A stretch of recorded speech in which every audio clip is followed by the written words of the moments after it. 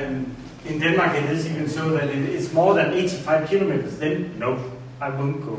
So, e-job rotation service has a chance to make a proper introduction to other areas along with the training they offer. Eurus, you know, that part of the employment system, is really doing their best to recruit cross borders, but it's a big, big task, and there are really place for many players in this field. So I see e-learning combined with cross-sectoral strategies and with introductory schemes which give the opportunity to learn new areas. That is my advice. Then I think we should insist on that e-learning is also a part to strengthen the human resource development. Maybe that should be the first target group for the scheme. And finally, I would say that we should never forget that the public sector is under big pressure in most of Europe. And you know the word e-governance. They are really under pressure to organize for the same money, more services, and they need support by something like a coordinated e-learning system. Let's stop here because there should be a place for a few questions, and anyway, the rest of it is a little theoretical. I haven't given you any chances to ask questions on the way, but do you have any? Then it's time.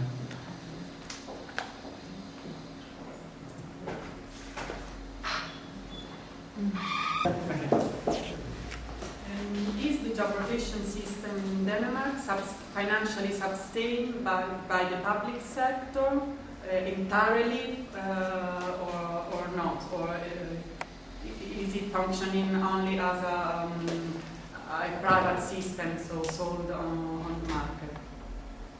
Oh, you have two questions. One is how it's financed, and secondly, if it also works in the public sector. Right? Yeah. Okay.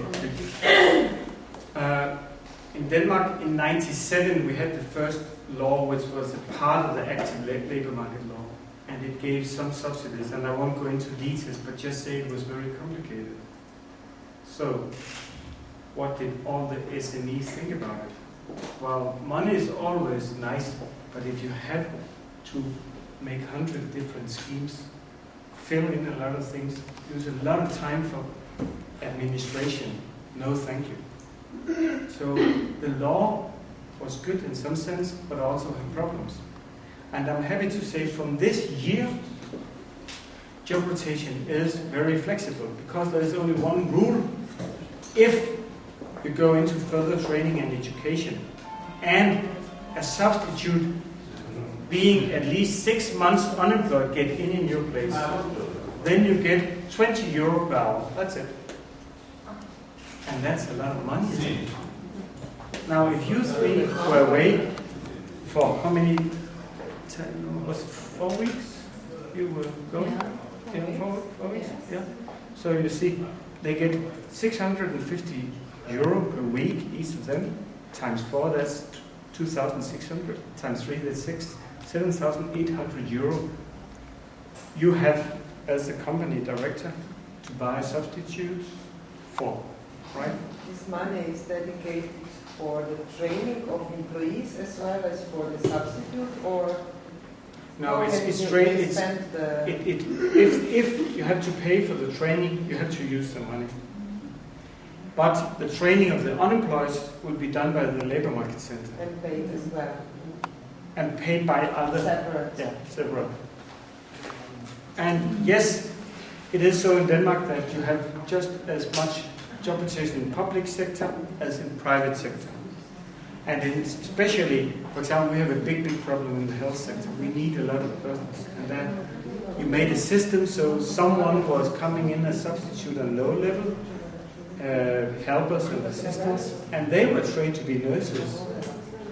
So you raised the whole thing by this. But the problem is now it's so hard to get unemployed. We have to steal them from Poland and Germany and wherever we can get them from. And that is a problem in Europe, that you have bottleneck problems here and there, right? Yes? Do the manager has to approve these expenses related to the training, or he can use these sources also for the salary of this substitute, or just for training? No, he also has to pay his substitutes the ordinary wages. So if it's an area where the wages are high, then it will cost the company. If it's a low-paid area, then you will have some extra, right? You will never have really profit because you do a lot of work to make job rotation go on. Yeah. In Denmark, there has always been, since '92, there has been a priority that the low-skilled workers should also have further training and education. Why? Because they never really got it. Right? It's always the managers and the white-collar workers. And in Denmark, we have 1/3 of our labor force which has no middle or higher education. So we have a big gap of skill. So that's why we did it.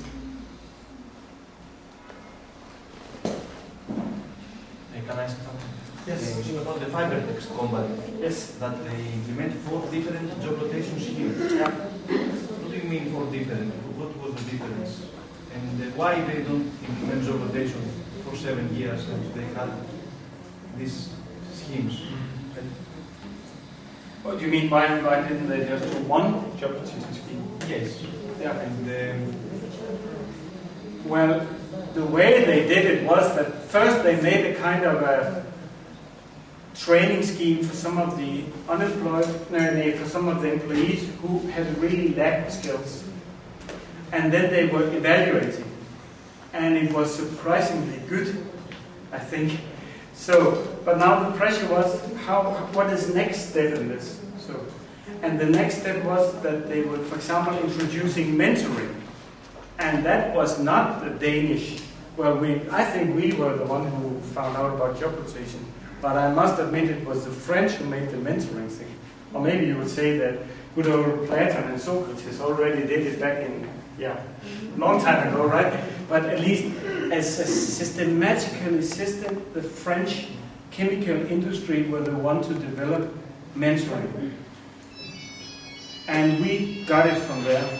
And it was such a great advantage for job rotation because many of the unemployed who got into the companies were not really, they had been unemployed for a year. They had different skills, different expectations and so on. So it was a big advantage that someone was really guiding them into the company, learning them about the culture, training them on the spot, and that kind of things.